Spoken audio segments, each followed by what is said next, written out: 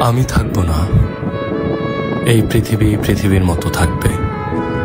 বর্ষা আসবে, জ্যোৎস্না হবে, কিন্তু সেই বর্ষা দেখার জন্য আমি থাকবো না।